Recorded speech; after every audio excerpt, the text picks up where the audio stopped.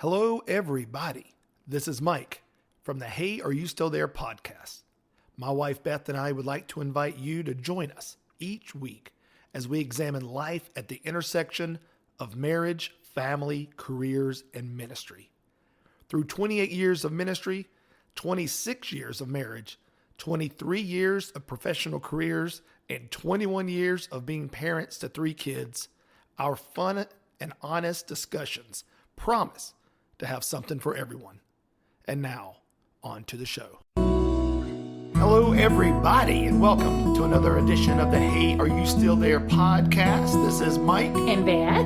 And Beth, how many books have you read this week? This week? Yeah. Have you finished any? I finished 2. You finished 2 this week? Yes. Yeah. You got book club again tonight? Yes. So what is the book that you're going to be discussing tonight at book club? And that's a book that I finished a while back. Rebel Witch is the second book in a series. It's only going to be 2 books. And then do you want to know my other books that I read? Well, how was the book you're going to discuss tonight? Was it good? Would you recommend it? Yeah, it was good. I enjoyed the first book more in the series than I enjoyed the second. That's how it always is. It's hard to beat the first. But I shouldn't be giving all these spoilers. Well, I guess book club will be over by that time. But all right. So what's the other 2 books you've knocked out? The Secret Book and Scone Society. The reason I read that, so as you know, I've been reading a lot of like dragons or future dystopian, the world ends like by, who knows, a virus or war or whatever, like Silo, things like that. I've been reading those, like the people who've watched the Silo series, that's a book series by Hugh Howey, highly recommend, love those books. But I've been reading a lot of stuff like that. So I was like, I need to branch out, because even this Rebel Witch, it's also sort of in that fantasy genre. Really? I can't imagine that. Yeah. With a name like that. So then I was like, okay, well, how am I going to find some other things? So the Secret Book and Scone Society is not at all something I would normally read. And it is probably kind of hokey and things like you would expect it to be. It's sort of like a mystery. But the reason I picked it was our public library had this as a book club pick. So I was like, oh, well, I'll just read this book club pick that the public library has. And it's set in Western North Carolina, kind of near like Asheville and all that. So I thought it would be interesting. It was okay. I mean, it was something to entertain you, but it wasn't deep. And then I just finished The Briar Club by Kate Quinn. And that one was interesting because it's kind of, it's fiction, but it's sort of historical fiction. And it's set in the 1950s and it's about these women that live together. But I've actually gotten sucked in to the back at the end of the book when they talk about this character is based on these real people. And so, I'm afraid if I tell you one really important part about the book, it's a spoiler. Yeah, don't spoil it. But it got me really fascinated with this concept. So now I have to go find other books based on something that had to do with one of the characters because I'm pulled into that. That's where my that's where they interests are taking me right now. Yeah. So those are the 2 that I just finished this week. And then, of course, as I said, I'd previously done. And before that, too, I'd also done Life in 5 Senses by Gretchen Rubin. We don't need to go through everyone. Sorry. Anyway. But it's not fiction. That's why I just wanted to let everybody know I read different things. And that one was about being present in the moment and like experiencing things. How about now? How about experience this moment now of the podcast? I am experieing this moment. But I just wanted to ask. I knew you had book club tonight. Okay. At one point this week, I said, what are you doing? You said, I'm reading 2 books. Yes. I don't know if you had one open on your phone and one on your Kindle, but you told me you were reading 2 books this week. And it actually was a comment you kind of made half-heartedly last episode. Oh, yeah. And I didn't even pick up on it because, I've heard you brag about it so much. Oh, please. You talked about when you were young, you read 200 books in a year. Yes. For class. Yes. What grade were you in then? I don't remember. This was elementary school. So we had what we called Lawsonville Super Readers. And if you read 100 books, you got a t-shirt and had like the Superman symbol on it. So you went for that. But I think I did this twice. I need to ask my parents from the Wall of Fame because even though you say you have my Wall of Fame up, you do not have my framed $2 bills. I think I did 200 books twice.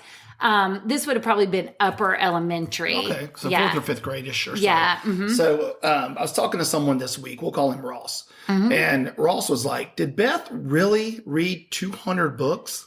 And I was like, yeah, I have no doubt she did. Yes. And he was like, man, he was like, I haven't read 200 books in my life. And I was like, have you read 20 books in your life? And Ross was really struggling to decide if he even read 20 books in his life. I just cannot comprehend that. That makes me so sad. So then I lowered it to 200 pages. And he kind of felt like he probably has read 200 pages before. But he doesn't know if he's read 20 books. And so I tried to explain to Ross. I said, look, we're not talking like these books aren't like Harry Potter, right? This isn't or War like and Lord Peace. of the Rings. Yes, I mean stuff. these are elementary. I was a kid, school books, and I made the comment to him. I said, look, we're not talking Harry Potter. I said it's probably more like Ramona Quimby. Yes, Ramona Quimby, age 8. Ramona Quimby, and Beezus, and And Ross was like, what? And Ross is in his 40s. Yeah. I mean, he's not like... He's not that much younger than it's us. not like he's in college. I mean, he's in his 40s. He's like... I said, what do you mean? He's like, I have never heard those two words put together before. Ramona Quimby or Beverly Cleary? Or Ramona both? Quimby. Oh my gosh. And he was like, I'm Ramona. not even sure that I even have heard the word Quimby in my entire life. And so I was like, you don't know Beverly Cleary? And he was like, never heard of her. And so we stop what we're doing right there and pull her up on the Wikipedia. We find out that the Ramona Quimby books have sold something like 91 million books worldwide. Right. That Beverly Cleary lived to be like 104. I mean, this woman is like one of the best-selling American authors in history, but Ross had never heard of her. Then he asked me, he's like, well, did y'all ever read the Goosebump books? I did not. And I was like, I said, I think evidently, even though he's less than 10 years younger than us, I think he's about 7 or 8 years younger, that had to be the span where we were in middle school, high school. We were in high school. He's upper elementary. So we're not reading that stuff. So he was a little bit too young for Ramona Quimby. We were too old for Goosebumps or things that he was reading. But it did get me thinking. And this Can I say something about Ramona before you tell me about getting thinking? Yeah. Okay. Those books made such an impact on me. There are scenes from those books that I remember to this day. And the reason that's important is as a person who's read a lot of books, there are books that sometimes I'm like, oh, I think I read that book. And somebody says the name and I have to go back and even look at Goodreads and refresh my recollection. I remember the scene with two things. First of all, Ramona was from Oregon. And so for me, in North Carolina growing up and reading about this exotic location called Oregon where it rains a lot and stuff, it just seemed crazy. And I never will forget, there's 2 scenes. One is where her parents were struggling some for money because I remember some of the things my parents would make me eat. And I remember one time they were like, it felt like they left me sitting in the dining room for like 3 hours and everything was cold and disgusting. It was like green beans and a hot dog or something. Who knows how long it really was, but I just remember our dining room was beside there. Probably more like 5 or 6 hours. My parents were in the living room watching the TV. I just remember it feeling like the lights were on and it was warm and welcoming. And I'm just sitting there staring at that food. But Ramona's family, the reason I think I connected is one time, like her mom made, it was something like cow tongue or something, not because they had to buy this cheap. And so she talked about that. And then there's another scene where she squeezes all the toothpaste out of the tube because of that sensation of squeezing the tube. And she squeezes it into the sink. And then her mom makes her get it and like put it in a bag or whatever to dip her tooth, because that was like the life lesson. But anyway, I just say all that because those impacted me so much that like I remember that happening. There was just Beverly Cleary had some way of writing that these characters, you're just like, oh, well, that's me. Or I could see me doing that. It was just, she was amazing. I love the Ramona Quimby books. Yeah. And if I'm not mistaken, she had a doll named Chevrolet. Oh, she may. I know her sister was Beezus. Her friend was Henry Higgins, but yeah. Henry Huggins. But it was Henry something. I'm almost positive she had a doll and it was named Chevrolet. I don't know why that sticks out in my brain, but yeah, I mean, I was shocked that Ross had never heard of it, but it got me thinking, what's your Mount Rushmore of children's books? Right. And maybe not children's books, but children's series. I'll say that. Yes. I'll make it, I'll kind of narrow it down. It's got to be more than just one book. So children's series, because there were several Ramona books. So I'll give you my Mount Rushmore, and then you can be thinking about your 4.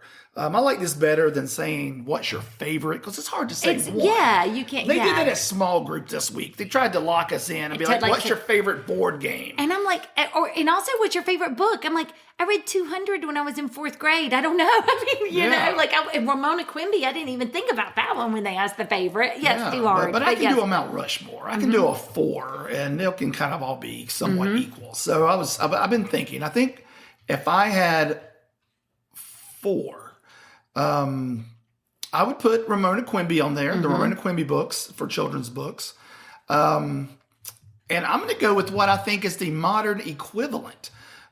Junie B. Jones. I was just going to say that. We read those to the kids every night, Junie B. Jones. And it was like nostalgia. It felt like you were reading Ramona Quimby again. It was like an updated vibe. It was the Ramona vibe, but like just a little more modern for our kids. Yeah. Yeah. And so and then the other 2, I thought, those 2 I feel like are about the same age. Yes. I would call that maybe a 3rd, 4th grade. Yeah, it's not like the baby books. Right. That's when we were, but our kids still let us read to them. Right. And so I'm going to go a little bit babyish, a little bit younger. I think I know what you're going to say. I'm going to say Little Critter. Yes, I was going to say Little Critters The too. Little Critter books.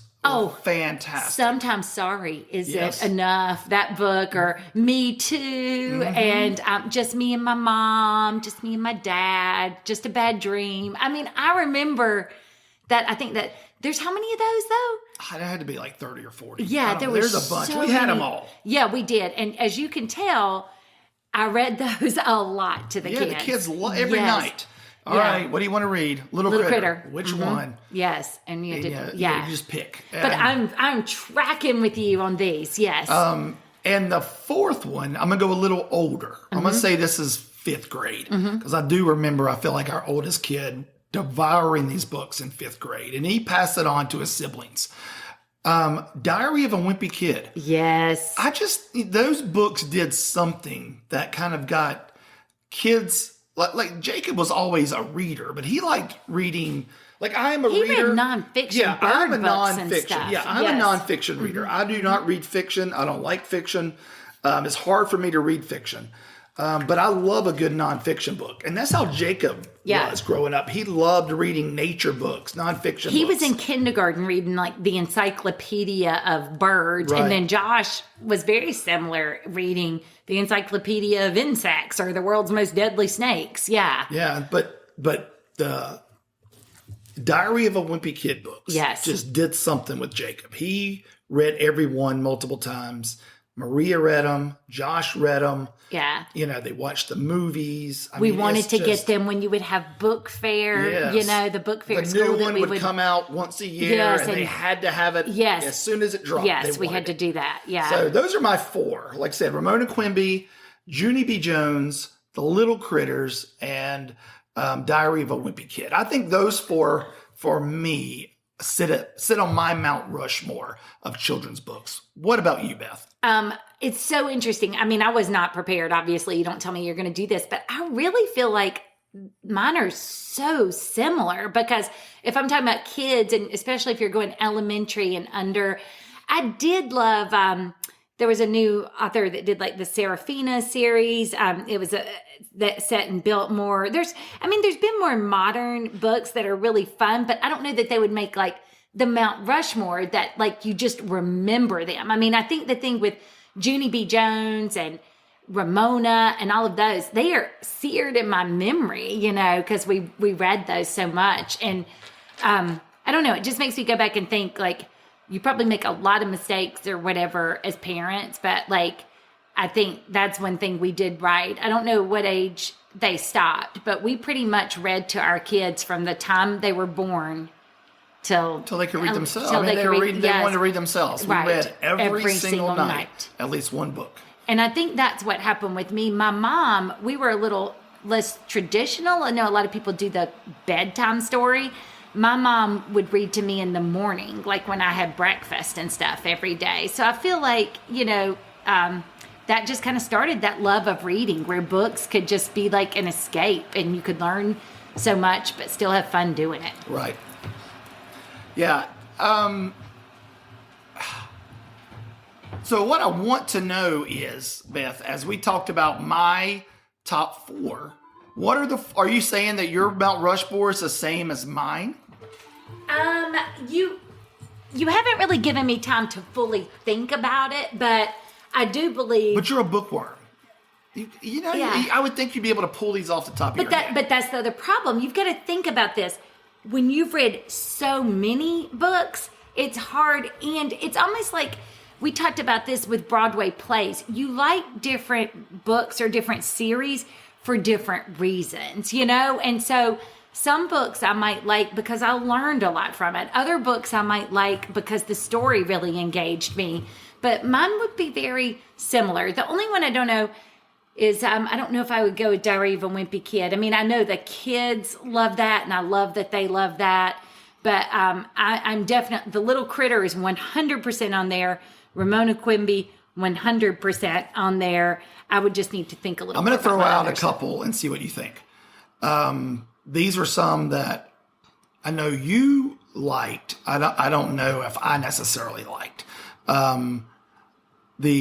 Is it the Magic Treehouse? Oh, yes, I did. Okay, and that might, for me, replace Diary of a Wimpy Kid.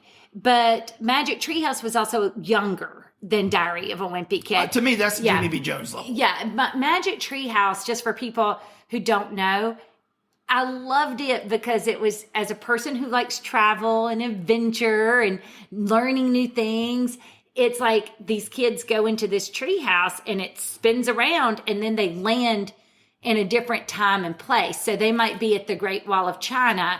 They might be in the Amazon. But what's so fun about it is, again, it's akin to historical fiction where your kids and you are learning as you're reading it, but you're engaged in the story. I didn't want to learn anything. But it's not like, it's not so sneak in education. But it wasn't outward, like putting it in there. I mean, I don't know. They were still engaging and fun. And it was always, again, that's when, I don't know how many we had. And I would spend a lot of my time. There was a consignment store here in town. And I would go and consign the kids' old toys and clothes and get credit. And I feel like, look and buy, a bunch more of those books. Yeah, they were great. And we mentioned Goosebumps. That's not something that we were ever into. I was never into Goosebumps. Yeah, and so I can't kind of never were either. I don't know why, but I just wasn't. What about, and this is old school. Again, I know you have a special place in your heart for it. Chronicles of Narnia. Those C.S. Lewis children. Do you consider those children's books, or are they like preteen? I think so. Here's the thing that I think. I did not read those books or discover C.S. Lewis until I took a college course. So I did a college honors program. So even though I was a chemistry major, you had to take these, I guess, different types of courses that would expand how you think. And so I saw the imaginative works of C.S. Lewis. And I was like, that sounds like a cool class. And I took that class and I read the Chronicles of Narnia as a college student. I sat in my dorm room and there were times when I was weeping over things that happened in those books. There was just something about the imagery, the symbolism, the story. It just connected with my soul. But it's interesting you ask. I tried to read them to the kids and I don't know that they it captured their imagination. And I know they were written for children, but I almost wonder, are they better for adults? They're children's books that kind of speak to that part of you, that younger part inside, but is it almost better to read those as adults? Yeah. I love and that them. brings me to my last book I'm going to bring up because I'm not sure. When I Googled, I was like, what are the top children's book series ever? And it listed several. None of the only Diary of a Wimpy Kid made the list. Oh. Out of the ones that I selected. But the number one was Harry Potter. Okay. But I don't know if I consider that a children's book. I mean, that's borderline. To me, that's preteen. Yeah. And 11, I know advanced 12 years readers, old. like, you get really advanced kids, but, like, the difference is, Harry Potter's like what we're talking about with, like, a Ross or somebody that would see that book and be like, I'm not reading that. It's so big. Versus Dang, why don't you just rip on Ross Sorry, there? Ross. I didn't mean, but I think he would agree with me in that comment. But, I'm saying, but versus these other books, people can't see my fingers, but I'm like holding them together to say, like, they're thin and you can read through those and you can get through them. Read a chapter or two a night and you're going to be finished in a week. Inch thick. Yeah, they're not. Yeah. And so I just think, I don't believe that they're even in the same, like, I didn't think range. so either. But Yeah. I have never read a Harry Potter book. But of but course, I know you have. I have. But I don't consider that a children's book. And we should ask everybody which Harry Potter house they are. So you can do a separate podcast about that. Well, we could break also that ask down. people if they know what I am, and maybe I'll tell them one day. But You're assuming a lot. You think our people have read those books? Watch those movies? yes, I think. Everywhere we go, I feel like people are like, "Which house are you in?" And I don't get it. Oh, why? I don't know. I'm not like, I will dabble in fiction. Yeah. In like comic books. I collect comic books. I like Marvel superheroes. So that's the kind of fiction I like. I don't like medieval fiction. I don't like dragon type fiction.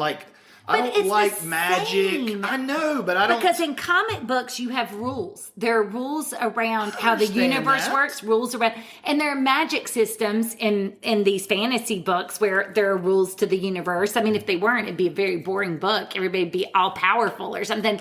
I just think you haven't given it. It's not even sometimes the setting and the magic as much as it is connecting with the characters. I think you read these books and you start to connect, you see parts of yourself in certain of these characters and you connect with them and you're invested in them.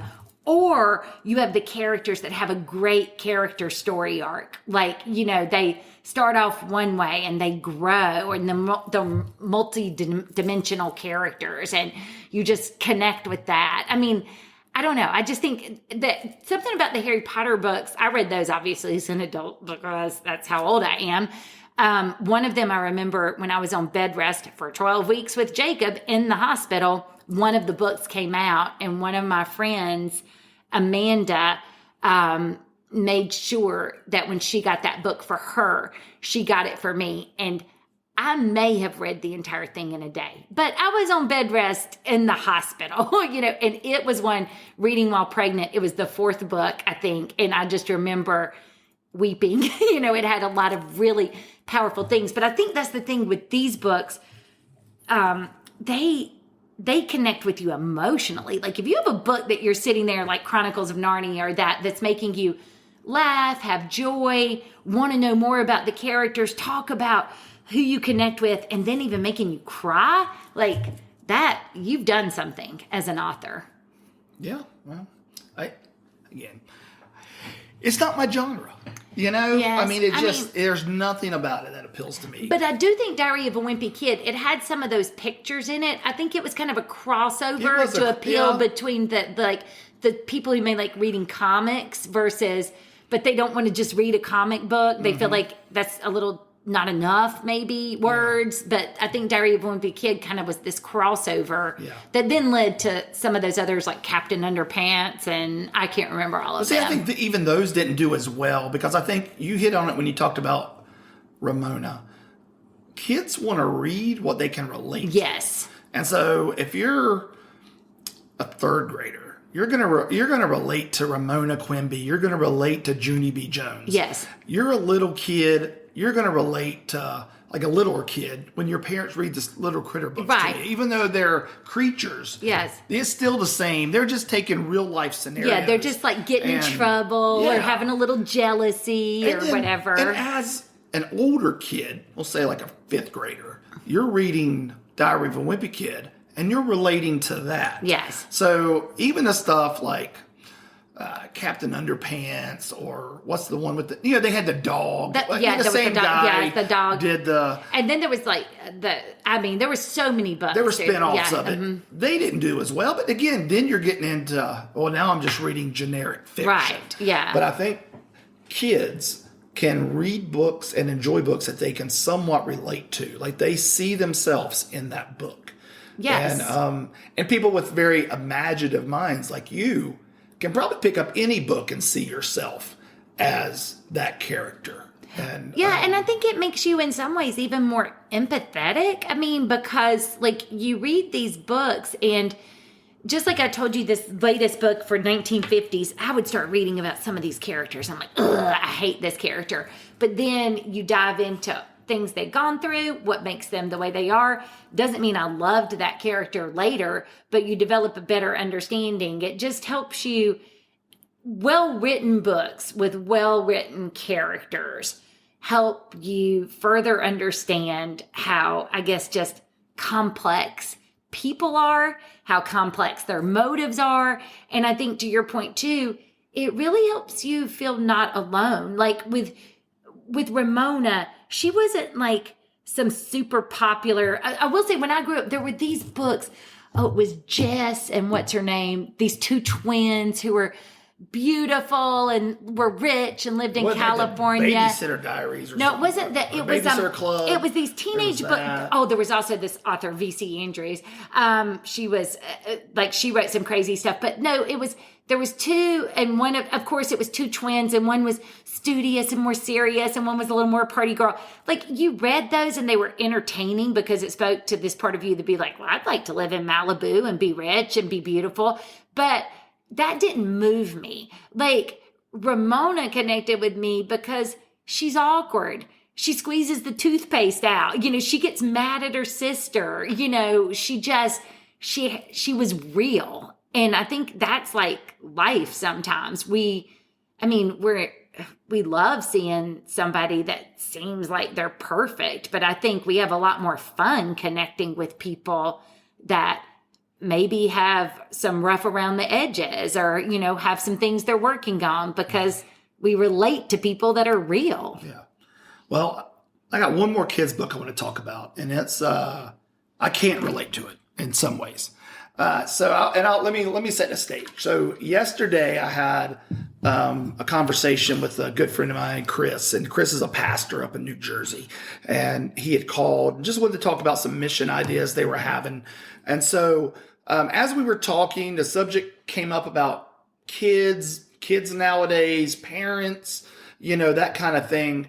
And I'll get into something that he shared with me that was very enlightening in just a second. But as he was telling me about this thing, he mentioned this book. He said, like the kids book, we're going on a bear hunt. And I said, I have no idea what you're talking about. He was like, we're going on a bear hunt. It's like super popular. I said, Chris, I've never heard of that book in my life. And he was like, oh man, it's been around forever. And he said, I even used it in a sermon one time. And he said, you got some kids and their dad takes them on a bear hunt and they keep coming up to these obstacles. And, he says, we can't go over it. We can't go around it. We got to go through it. And I thought, okay, that sounds like a really neat kids book. Mm-hmm. So I Googled it today and found it. You can actually read it on a PDF. You don't have to buy it. You can look at it. And I read that thing. It is the most absurd book that I have ever read in my entire life for kids. Oh, so this wasn't like you were like... This is a book on bad parenting. Oh. If there's ever been a book on bad parenting. This is a book that a mom would use to prove why dads can't take care of their kids. I'm going to run you through it. You get a dad, he has 4 kids. One of them is like toddler. He's having to carry this thing on his shoulders. Mm-hmm. He's like, hey kids, let's go looking for a bear, right? Just like we might go looking for Bigfoot. Yeah. Mm-hmm. The only thing they bring with them is binoculars. Oh. They don't bring water. I was going to say, it's already off to a bad start. They don't bring jackets. He's not a Boy Scout. They don't bring a gun. Mm-hmm. They don't bring nothing. It's like, we got our binoculars. Let's go hunt a bear. Yes. As literally in the title. It's not that we're going bear watching. This isn't at Yellowstone where you can see the bear from a safe distance, 300 yards away. Yes. This is literally, we're going on a bear hunt with binoculars. Yeah. So they start walking, and then first thing they come to is really high grass. And that's the first time, he's like, look, we can't go over it. We can't go around it. We just got to go through it. So all the kids go tromping through the high grass. And at this point, I'm like, okay, this has a pretty good story. I mean, did they have bug spray? Because they're going to get ticks and chiggers. They didn't have anything. Well, then the next thing they come to a river. Oh, no. This is Oregon Trail vibes. Are you going to afford Dad it? is like, the kids are like, Dad, we can't go across a river. The kids are actually making sense. And the dad's like, no, we can't go over it. We can't go around it. We can only go through it. So they go through the river. With all its currents and the rocks and danger. And in the picture, the kids are literally neck deep in the water. And he is a toddler. There's toddlers on his shoulders. And the kids are holding their shoes above the water. And I'm like, what good is that going to do? If anything, you're walking on rocks and you're hurting your feet anyway. I was going to say, did the author ever walk through a river? Because if you don't have on water shoes or something, that is not pleasant. As a person that spent a lot of time on I don't want to spoil the ending, but just wait. Okay. So then after they get through the river, then they come to mud. He's like, and again, the same thing. Can't go over it, can't go around it. We got to go through it. It's so like our mud run where you lose your shoes. So they're tromping through this mud that's like knee deep. Well, after that, they come to like woods. And it says they come to these big, scary woods. It's dark.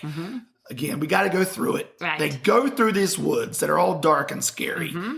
Snakes, ticks, whatever's in there. Because we also don't know, is this like East Coast woods, West Coast woods, jungle woods? Again, I don't want to spoil it, but there's a twist. Okay. Or great I'm just envisioning all this. I have not read this book, so okay. Well, this is where it takes a turn.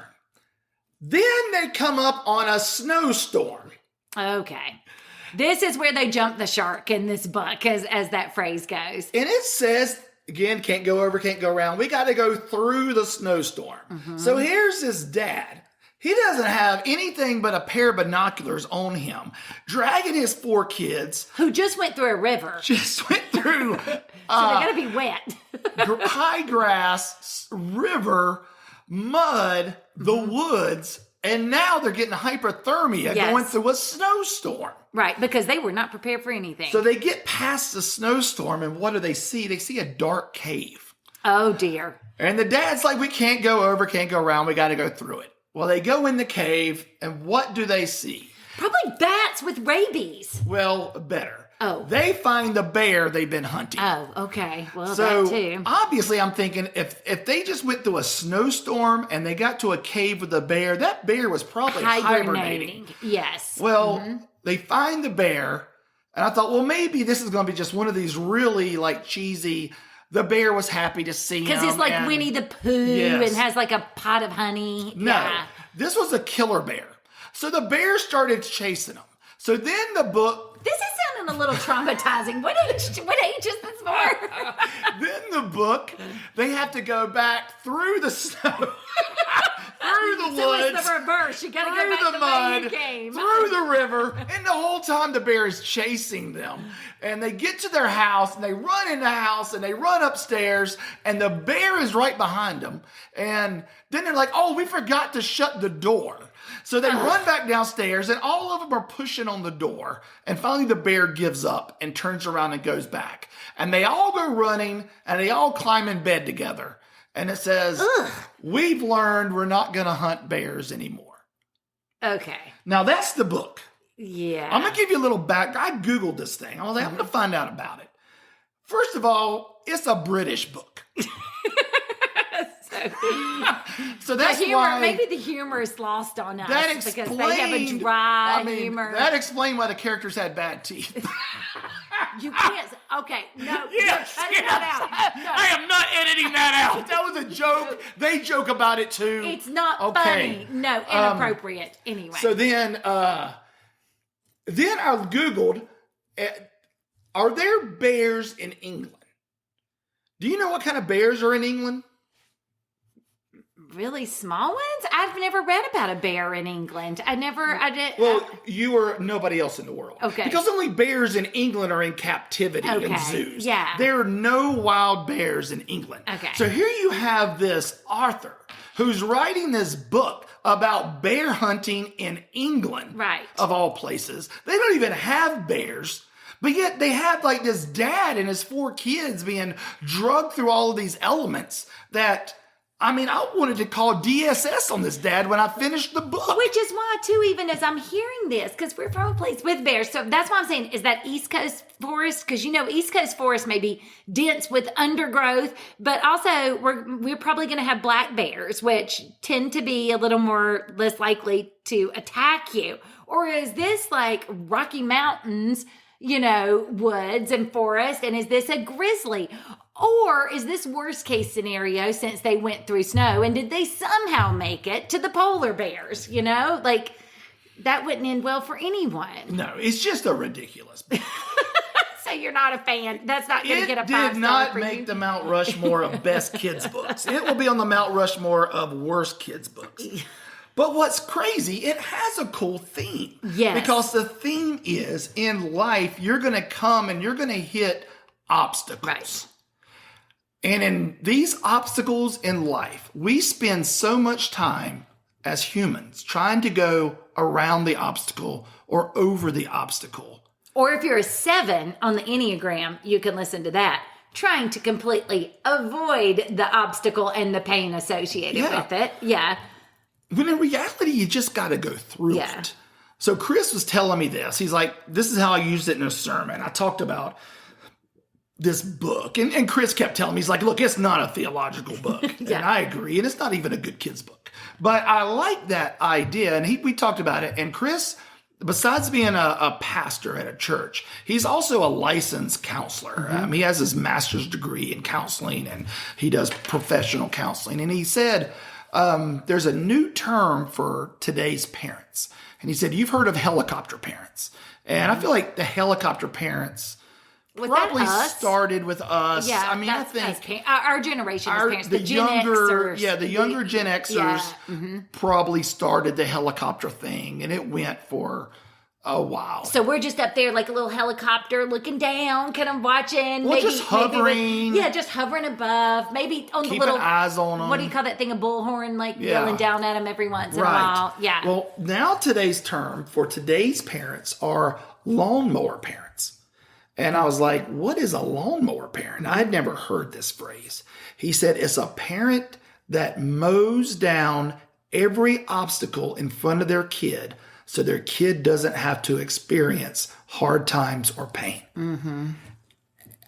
Truer words have never been spoken. Yeah. That is today's society. That is today's parents.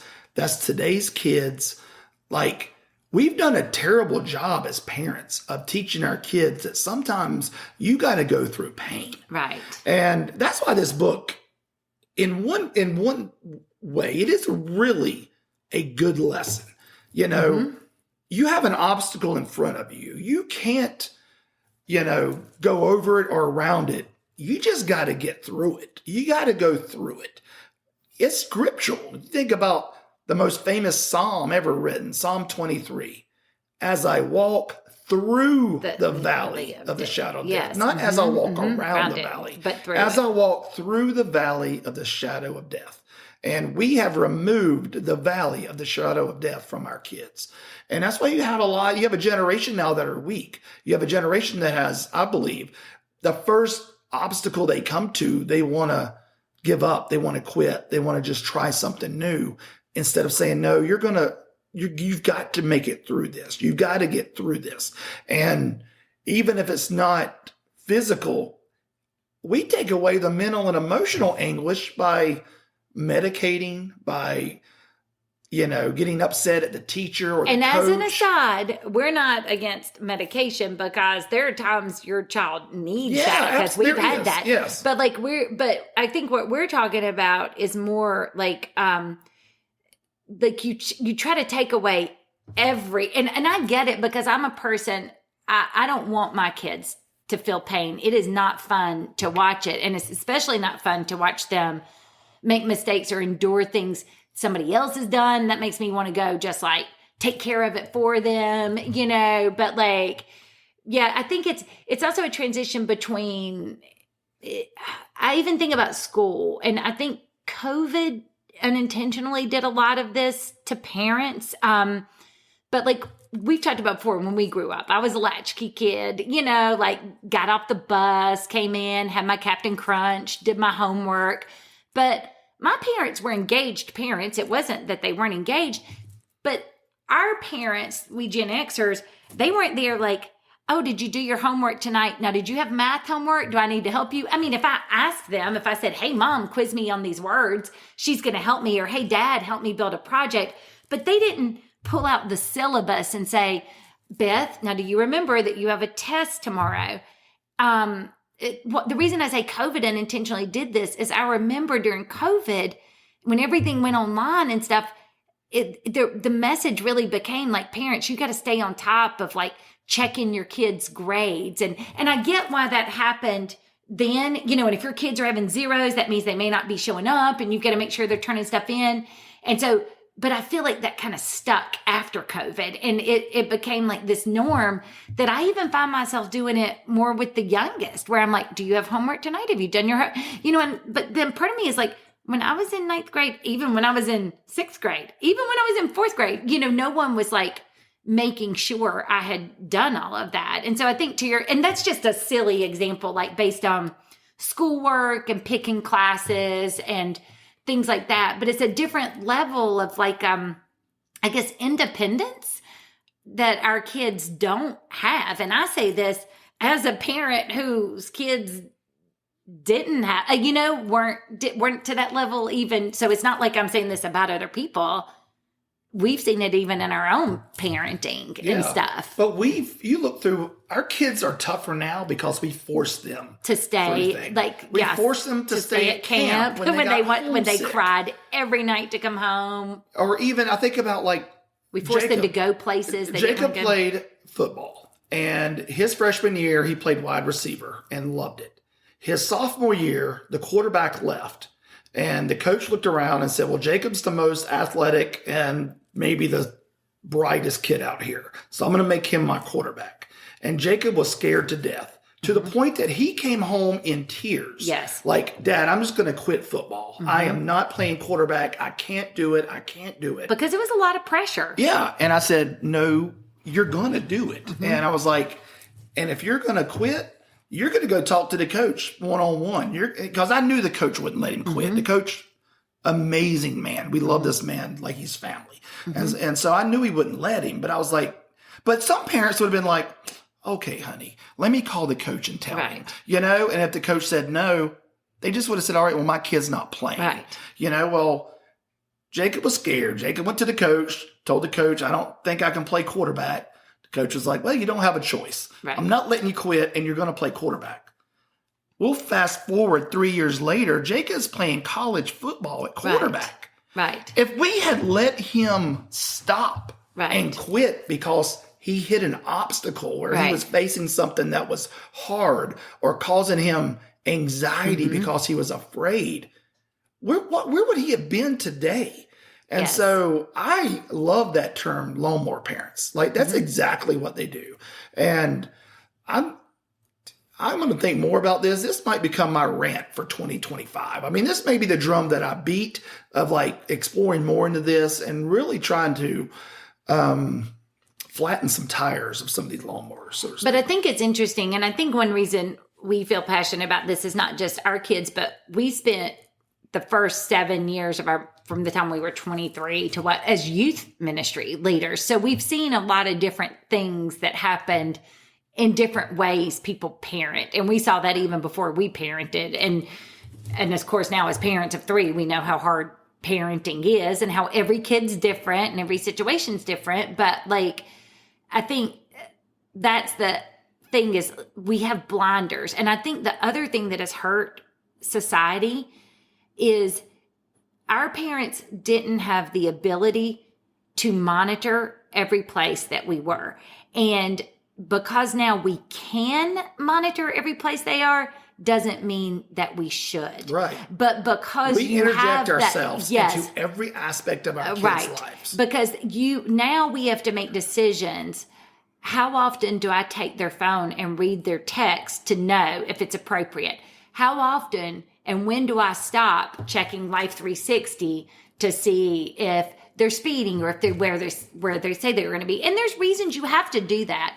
But I mean, I do think that makes it harder now, because if the ability is there, you second guess yourself and feel like, well, to be a good parent, I need to be doing these things. Yeah. Yeah. So don't be a lawnmower parent. Okay. Yes. Or at least if you are, I think, again, it's like everything else. Like I would you got to step back and realize when you are doing it and try to think about it and learn from it. You know, we can't always help our inclinations, but like we can self-examine when we're doing it. Yeah. Yeah. So anyway, that's it. That's the show today. That was it? Well, I mean, we've been going for about 45 minutes. Oh, we talked a lot about books. The whole thing. That makes me happy. Yeah. So we probably turned off half the crowd. But what are you going to do about the poll? Maybe we should ask them if they want to hear about our top cryptozoology museums and Bigfoot museums, or It's a very niche. Yeah, that's true. So you don't think that's going to appeal to our listening audience per se? Yeah, I mean, I'll throw out our Mount Rushmores and just ask people to vote what they think versus, of their votes. or do they or give us a comment of what yours are. Yeah. So we'll do something like that. But it'll be children's books. Right. And so anyway. What did people say in the last survey though, really quick? Oh. You don't want to know. Because it was. I wasn't going to bring it up, but I'm glad you did. Because everyone agreed with me. No. Everybody agreed with me. No, they didn't. The majority of the people said. No, they did not. When your kid moves out, that's when you get rid of the room. That's why, though, I told you I didn't agree with the way you phrased the question. I don't view Jacob as moving out yet. He has not permanently moved out. This is a temporary solution. Therefore, I think based on the way the question was phrased, people may not have understood how they were answering. You know, they may have had... So now you're questioning the intelligence of our audience. No, I'm not saying that. No. The people who voted the way you said, they just don't understand. No, I'm not saying that. What I'm saying is the way that it was a tricky question. It's like when you have one of those multiple choice questions and both answers can be right. You know what? This is a political argument. Because whenever one side of the political aisle puts out an idea and people don't agree, well, they just don't understand it. And then the other side puts out an idea and people don't understand it or disagree. Well, they don't understand it. That's kind of like our society now, where if you don't agree with me, you just don't understand where I'm coming. I'm just saying that two people could interpret your question two different ways. That's all that I will have to. I think if we didn't drop a footnote to define what we meant by moving out, I think it could be interpreted different ways. I said when they go to college, when they get married, when they move out the first time. But he hasn't moved out the first time. That's what I'm saying. So anyway, I know we will have to disagree. We'll have to agree to disagree or disagree to disagree. I don't know. We will disagree. But he hasn't moved out. That's the hill that I'm dying on in this debate. See, to me, Maria is the kid that's off at college because she's been back at the end of every semester. Right. Like living here for months. And Jacob lived here last summer. That was just, but I'm saying now. There's a chance he's not going to be here this summer. But a chance doesn't mean that he won't be. But what I'm saying, come summer, if he's not going to be here, let's make this move. No. I've even got people volunteering to help me move the rooms. Are they callous, hard-hearted people of that course, don't it's JD. Also, I don't know that he qualifies as people. That is a person. You have a person. He's a man of the people. Okay. He speaks on behalf of all the other callous, hard-hearted people out there that just want to stab me in the heart. This is a man who built a roof based on a YouTube video. I think he knows what he's doing. Yes, exactly. He does. Well, with that is a good note to end on. Yes, that's a whole a nother story for story. another day. Yeah. Yeah. I guess we could talk about real quick next weekend. You're listening to this on a Saturday, so the following weekend, which is 29th, 30th. Beth and I and Hey, Are You Still Now are going to be hosting 2 events. We're going to be hosting a couples trivia night. Yes. On a Saturday, the 29th, and then we're going to be hosting a kind of a panel discussion on the 30th. So we'll be putting up those details on our Facebook page in case any of our listeners want to come be a part of that. In front of it'll be our first in front of a live studio audience. Yeah. And if anyone wants to send us 6-month birthday gifts, we just had like our 6-month anniversary of the podcast. We did 26. This is episode 27. Yeah. So we're over halfway a year there. now. Yeah. That's good. I'm retiring at the end of the year. I want That's to make fine. it to a year. I can just do it by myself. I'll find another co-host. I mean, yeah. some that'll agree with me. Good luck finding that. Yeah.